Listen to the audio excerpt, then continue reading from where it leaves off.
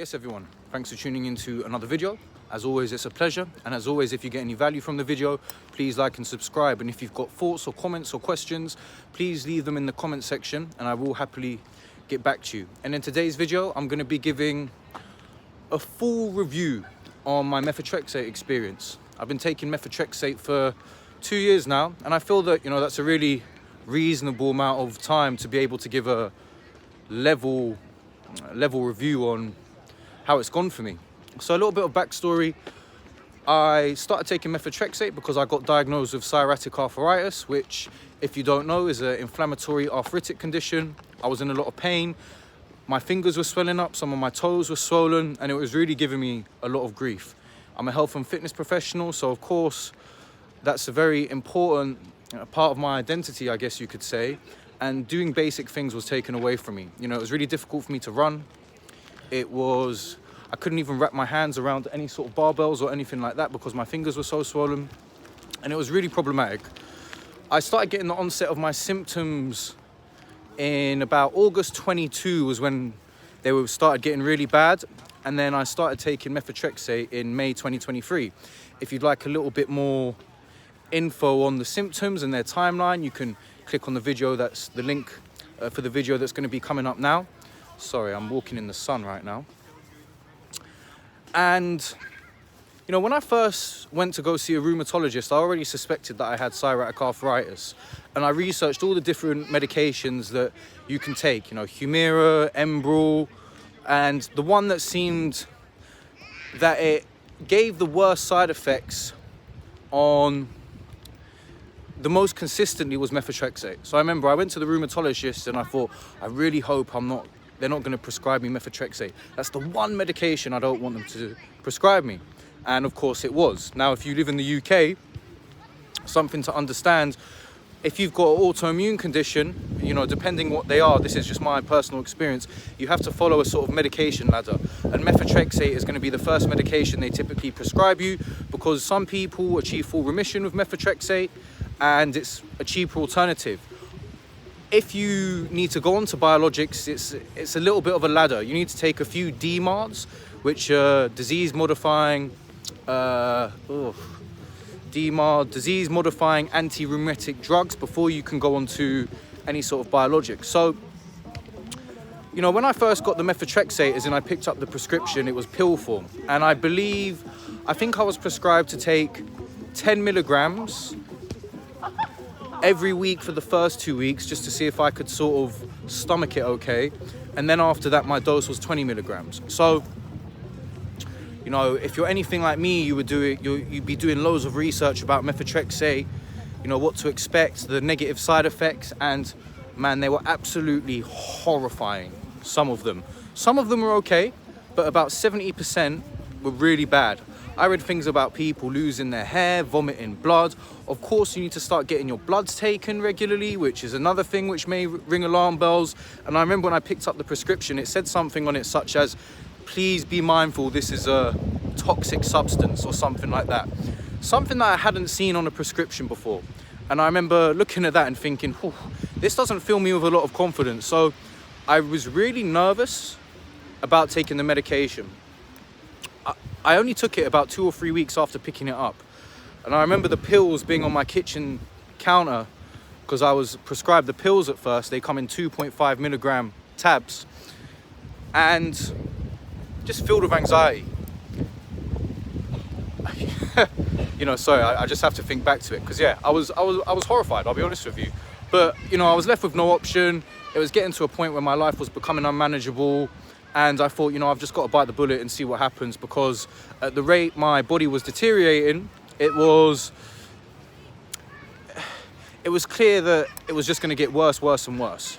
So, I took the tablets, and listen, it was absolutely fine. I mean, I didn't have any, and I haven't had any side effects whatsoever. No issues, even when I took the pills, because now I take the injections, which I prefer, just because for some reason the rheumatology team thought it might be a better option for me. And there was nothing of concern. You know, I take my bloods all the time. My bloods have always come back up pretty much fine. There's been a couple times where certain things are out of range a little bit. Again, I've covered this in other videos, so if you'd like more information about that, you can click in the video. But it hasn't given me any issues whatsoever, and I'm very grateful for that. In terms of what it did for my condition, it definitely helped, but it didn't put me into remission, which of course was the aim. It took some of the pain away and it took some of the stiffness, and I was able to start operating a little bit more. Before I started taking Methotrexate, it was really clear to see that I was in pain all the time. I was sort of walking with a limp because my feet were hurting so much. Everything was difficult. You know, I remember when I'd wake up in the morning, I'd have to take a couple deep breaths to sort of gear myself up to get ready for the pain, because whenever I first got out of bed, my feet, it was just agony. So the Methotrexate definitely helped. Something to bear in mind, it took about 3 months for it to sort of start having some effect. Because I remember about 2 months in, it wasn't really doing anything, and it was sort of getting to me a little bit. And I was feeling quite hopeless. I've also got psoriasis. Well, I'm in remission for that as well, but I had it particularly badly on my scalp, a couple small patches on my body, but for that, the Methotrexate didn't really do anything. But for the psoriatic arthritis, it was sort of easing the pain up a little bit. It wasn't resolving the issue, but it definitely helped. If I was at a sort of, say, 8 out of 10 of pain-wise, when I started taking the Methotrexate, I would say that once it sort of kicked in and started having effects, it sort of took it down to about a 6 out of 10. So it helped, but it didn't resolve the issues. Now I take the injections. I prefer the injections. I've read some stuff which suggests that when you inject it, your body, because I'm just thinking of the right way to explain this. If you swallow something, they're not really sure how much your body absorbs, right? Because perhaps once it goes into your stomach, some of it gets lost in the stomach acid, all that kind of stuff. So now I take the injections, which are absolutely painless. I just personally prefer taking the injections. Reason being is I don't like swallowing stuff all the time if it's not necessary. But the injections have been absolutely fine and haven't given me any problems whatsoever. And, you know, I started at 20 milligrams a week and I'm now on 15. So, you know, I've been making really good progress. You know, I do take Humira adalimumab as well, which is what's put me into remission. But I'm continuing to take the Methotrexate because from what I understand, taking the Methotrexate helps to